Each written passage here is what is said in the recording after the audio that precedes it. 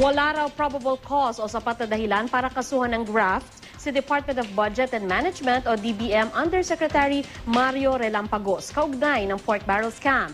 Ayon niya sa First Division ng Sandigan Bayan na dumidinig sa kaso laban kay Senador Bong Revilla. Pero sa Third Division na dumidinig ng kaso ni Senador Juan Ponce Enrile, hindi palusot ang opisyal.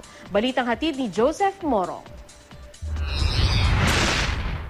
Ibinasura ng Sandigan Bayan ng 8 kasong graft laban kay Department of Budget and Management Undersecretary Mario Relampagos at kanyang mga staff na sina Lalaine Paule, Marilu Bare at Rosario Nunez. Ang First Division ang dumidinig ng kaso laban kay Senador Bong Revilla Jr.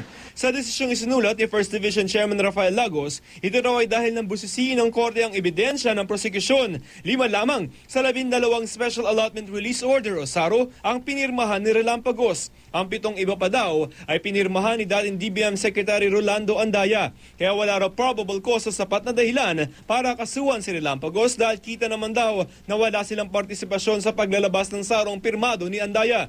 Sabi ng whistleblower na si Ben-Hur Luis sa opisina raw ni Relampagos at sa kanyang mga tauhan sila nagpa-follow up ng saro para sa mga mambabatas. Pero kahit daw sa 5 saro na may pirma ni Relampagos, duda ang korte kung may probable cause dahil sabi lamang ito ni Louie. Humihingi ang korte ng dagdag na ebidensya sa prosekusyon para patunayang may kickback si Relampagos dahil wala ito sa mga naisumite na sa korte. Sabi ni DBM Secretary Butch Shabad, patunay lamang daw ito na walang kaso laban kina Relampagos. I think that's a vindication that they were just performing their functions and unfortunately because of the outrage then, marami nang dadala eh. Naghihintay pa rin ang GMA News ng reaksyon naman galing sa Ombudsman. Para kay Atty. Marichul Ambino, isa sa mga private prosecutors sa plunder charge laban noon kay dating Pangulong Joseph Estrada, swerte pa rin ang Ombudsman. Kung ano pa, sabi ng court, magdagdag pa kayo ng ebidensya.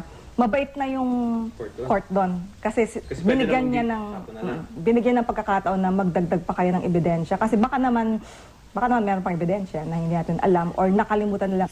Pero kung nahihinat na ng pork barrel cases ang pag-uusapan, kung yung mas madaling graft cases ay nade-dismiss, diba, paano pa yung plunder case na mas mahirap patunayan? So kailangan tayong mabahala na yung mga mas madadaling kaso ay nade-dismiss. Kung nakalusot si Relampagos sa ibang kasong graft charges niya sa First Division, hindi naman sa Third Division ng Sandigan Bayan.